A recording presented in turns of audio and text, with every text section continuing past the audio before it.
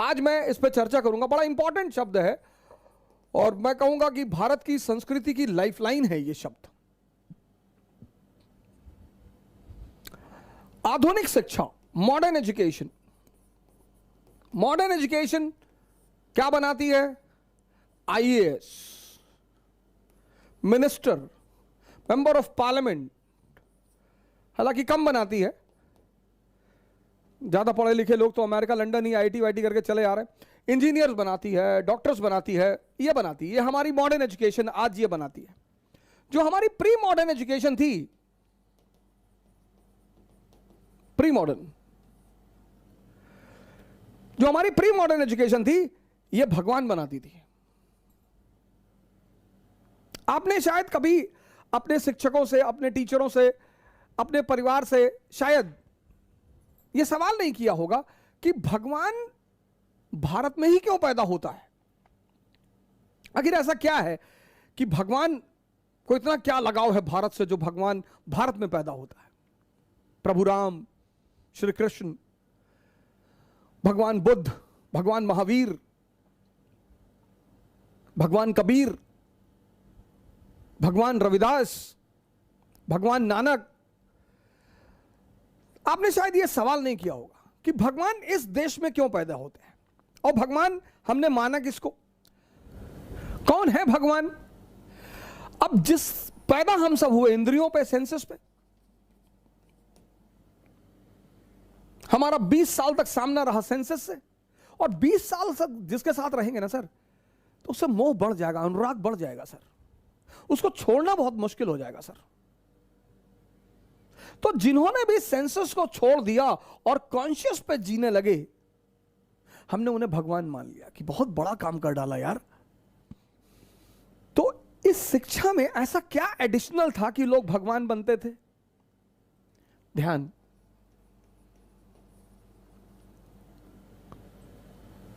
ध्यान आज यहां मिसिंग है सर। एक ध्यानी बहुत अच्छा आईएएस ऑफिसर बन सकता है, एक ध्यानी बहुत अच्छा मेंबर ऑफ पार्लियामेंट बन सकता है, वही एनलाइटेंड एरिस्टोक्रेसी की जो मैं बात कह रहा था। एक ध्यानी बहुत अच्छा इंजीनियर बन सकता है, एक ध्यानी बहुत बेहतरीन डॉक्टर बन सकता है। ध्यानी मतलब जिसकी नजर अपने मन पर निरंतर बनी हुई है। अब आते हैं इस शब्द पे, मन पे। ध्यानी कौन? ये ध्यानी कौन है?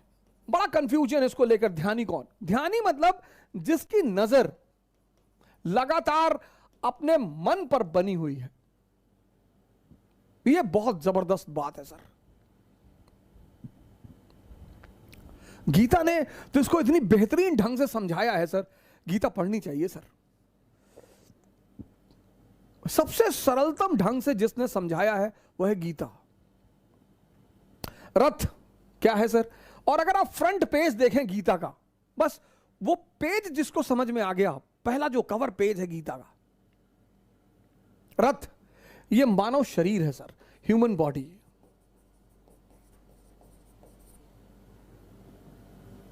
लगाम क्या है सर? सांसें, ब्रीदिंग। हॉर्सेस क्या है सर? इंद्रियां, सेंसेस। और घोड़े अगर बेलगाम हो जाएं तो जान ले ले सर, और गलत हाथ में लगाम ले ले तो गलत जगह पहुंचा दे। अर्जुन कौन है सर? ये आत्मा है सर, सोल। कृष्ण कौन है सर?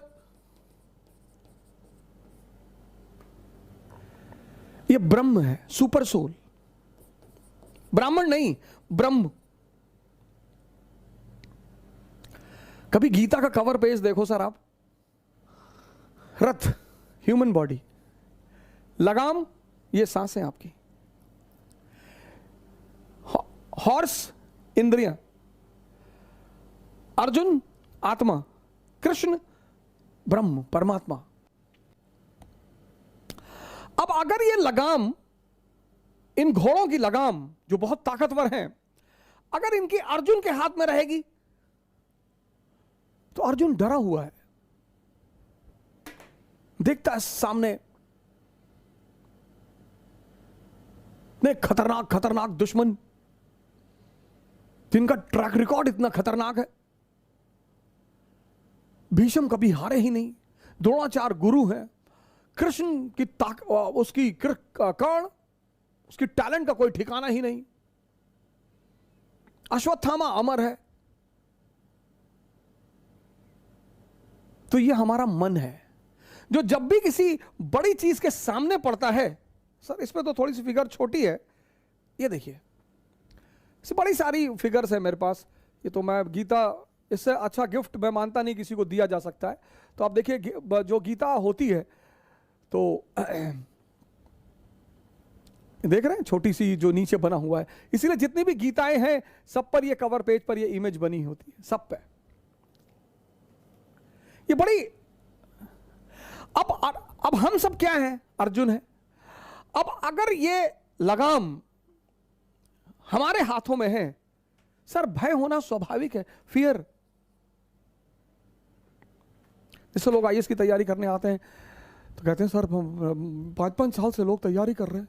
हम सब अर्जुन है सर, हमारा डरना स्वाभाविक है सर, हमारा घबराना स्वाभाविक है। तो ध्यान क्या है? ध्यान है इस लगाम को, ये जो लगाम है सर, इस लगाम को कृष्ण के हाथ में पहुंचाना, इस प्रक्रिया को कहते हैं ध्यान। और जब ये लगाम कृष्ण के हाथ में आ जाएगी, जो हमारी चेतना है, जिसके बल पर मैं देख रहा हूं, जिसके बल पर मैं बोल रहा हूं, जिसके बल पर मैं सुन रहा हूं, असीम है सर, इनफाइनाइट। इसलिए अर्जुन रथ के पीछे खड़ा है। संचालित कौन कर रहा है? वो पर ब्रह्म।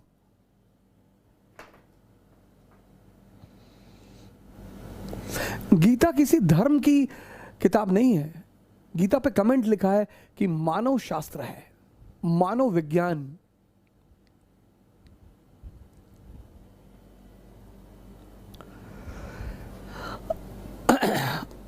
अब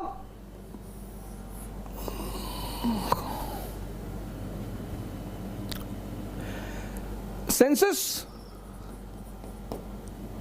कौन है? गंधारी। मन कौन है? धृतराष्ट्र। और दोनों अंधे हैं सर। आप देखो फीचर दोनों का, एक ब्लाइंड है। क्या सर, क्या क्या पिक्टोरिकल फॉर्म में स्पिरिचुअलिज्म को मैनिफेस्ट किया गया। मन अंधा है। आप देखो, एक गलती जिस पर हम पश्चाताप करते हैं, कसम खाते हैं, ऐसी कई सारी चीजें हमारे जीवन में होती जिन पे हम कसम खाते हैं अब नहीं करेंगे, 5 दिन बाद फिर तैयार कर देता है, और इतनी जबरदस्त तरीके से तैयार कर देता है कि अरे कुछ नहीं होता, पूरी दुनिया कर दी और ये वो, ऐसे सब पागल है। फिर कर लिए, फिर बड़ी ग्लानि पैदा हुई। कुछ लोगों का जीवन सिर्फ ग्लानि करने में ही बीत जाता है, और उनको एक समय पर आकर यह एहसास होता है कि मैं बहुत कमजोर हूं। मन अंधा है सर। कैसे पता? ये एक ही गड्ढे में बार बार गिरता है। जिसकी आंखें होंगी वो एक बार जिस गड्ढे में गिर जाएगा वो दोबारा उस गड्ढे में कभी नहीं जाएगा। लेकिन ये अंधा है, ये अंधा है। और जिसको ये कंट्रोल करता है, इसकी वाइफ, उसने अपनी आंखों पे पट्टी बांध रखी है, ये भी अंधी।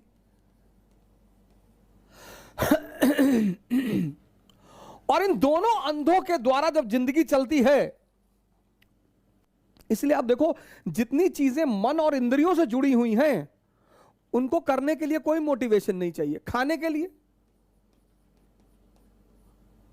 आपको चिकन अच्छा लगता है, कोई मोटिवेशन चाहिए कि हाँ हमको कोई मोटिवेट कर देता हम चिकन खा लेते ना? कोई मोटिवेशन नहीं चाहिए, क्योंकि इन दोनों अंधों को मजा आता है। खाने के लिए कोई मोटिवेशन नहीं चाहिए। जहां इनको रस मिलता है जिन चीजों में, दूसरी चीज है कॉन्शियस, चेतना।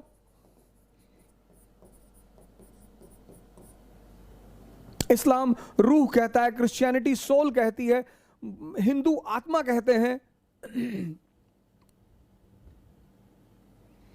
अब पढ़ना जो है, इसका संबंध किसी इंद्रिय से नहीं है। पढ़ाई का संबंध किसी इंद्रिय से नहीं है। इसलिए पढ़ाई के लिए क्या चाहिए? मोटिवेशन।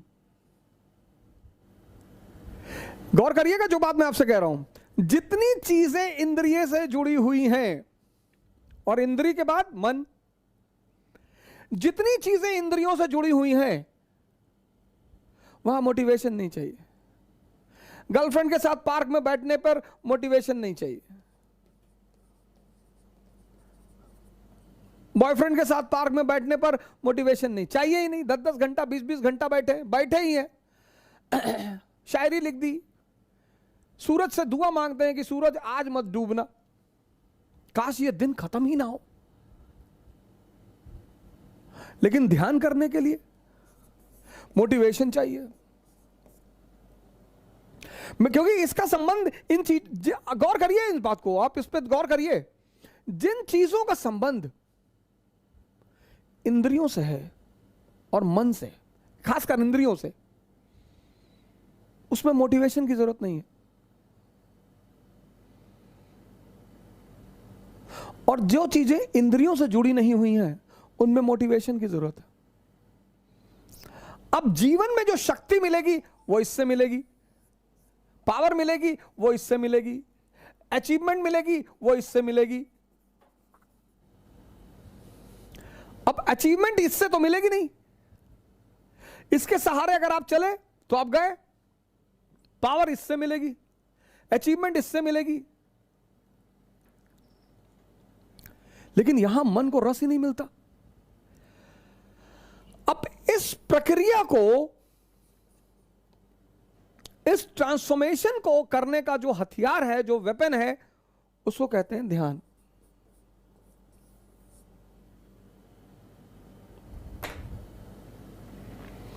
ये ट्रांसफॉर्मेशन है ना सर, आज हमारे 90% भाई बहन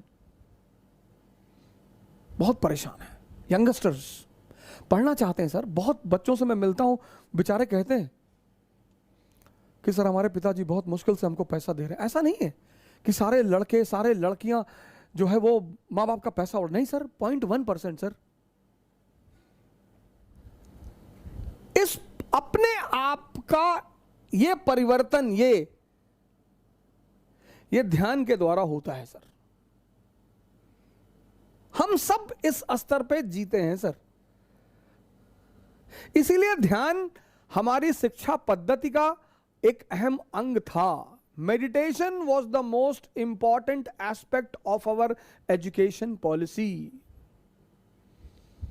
सर आपका लड़का, उसका दिमाग, उसका मन, अब लोग जो बहुत समृद्ध लोग हैं वो थोड़ा सा साइकोलॉजिकल काउंसलिंग कराते हैं कि हमारे बच्चे का पढ़ाई में मन नहीं लग रहा है। क्या काउंसलिंग करेगा वो? ध्यान कराओ। आज हमने हर चीज को आय बना ली है, इनकम, कैपिटलिज्म चल रहा है ना सर। इस ट्रांसफॉर्मेशन, इसको हम जानते ही नहीं, इसका हमारा कोई हमें खबर ही नहीं। यह हमारे लिए एक नया वेंचर है, इससे हम परिचित हैं सर। हमारे पहला जीवन का परिचय ही इंद्रियों से होता है। अगर आप इंद्रियों पे जी रहे हैं और आपका खाने में रुचि है, पीने में रुचि है, स्त्री में रुचि है, पुरुष में रुचि है, वो कोई बुरी बात ही नहीं है। वो तो सर आप इस स्तर पे जी रहे हैं इसलिए है। समझिएगा इस बात पे, वो तो आप इस स्तर पे जी रहे हैं इसलिए है सर, और ये ताकत है सर। इसीलिए उस घोड़े की लगाम इसके हाथ से निकालकर, इस अंधे के हाथ से निकालकर इस आंख वाले के हाथ में देने के ध्यान कहते हैं। ध्यान का जो पहला चरण है वो इसको समझना, ये पहला चरण है। आप इससे परेशान हो सर, आपकी इंद्रियां मांग रही हैं, ताकतवर हैं सर, इसके पास इस अंधे की ताकत है, ध्यान का जो पहला चरण है वह है मन को समझना। अगर आप समझने लगे कि हाँ यार, आप पढ़ने बैठे, जैसे आप पढ़ने बैठोगे, दिन भर आपको कुछ याद नहीं दिलाएगा, दिन भर आप घूमो कुछ याद नहीं दिलाएगा आपको, कुछ नहीं। जैसे आप पढ़ने बैठे वैसे याद दिलाएगा कि यार योजना नहीं लाए, यार योजना लानी थी, यार योजना नहीं लाए, यार वो उस दोस्त के कमरे पे यार नोट्स रखा यार। जैसे ही टेबल पे बैठोगे सबसे क्रूशियल बात याद दिलाएगा। इसका मुजरा देखते वक्त, कभी मुजरा देखते वक्त देखो गांवों में डांस होता है, कभी इसने कहा मैं बोर हो रहा हूं यार, चलो बाहर रिलैक्स होना। आप गौर करो, कुछ जगहों पे ये बोर ही नहीं होता, दिन दिन बैठा हुआ है, रात रात बैठा हुआ है, पढ़ने बैठेगा ये बोर होता है। 1 घंटे में कहता है थोड़ा एक चाय पी ले, मन फ्रेश कर ले। अच्छा, क्या मन फ्रेश करेगा भाई?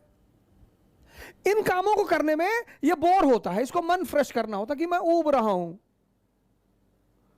इसको थिएटर में बिठा दो, ये अरे मजाल है बोर हो जाए। इसको स्त्री के साथ बिठा दो, पुरुष के साथ, ये बोर ही नहीं होता। वहां इसको ये नहीं कहता कि नहीं नहीं यार मैं बोर हो रहा हूं, मैं जरा चाय पी के आता हूं फिर तुमसे बात करता हूं। गर्लफ्रेंड के साथ बैठे दिन भर बैठे, वहां नहीं बोर होते। आप इसकी जालसाजियां समझो, आप इसकी चालाकियां समझो, इसी देखने को ध्यान कहते हैं। ध्यान क्या है? ट्रांसफॉर्मेशन। ध्यान क्या है? ट्रांसफॉर्मेशन। उसका पहला चरण क्या है? इसको देखना, बस सिर्फ पहचान लेना कि अरे यार ये तो मुझे बेवकूफ बना रहा है। जब तुम ये जान जाते हो कि कोई तुम्हें बेवकूफ बना रहा है, बस उसी दिन से तुम बेवकूफ बनना बंद हो जाता है।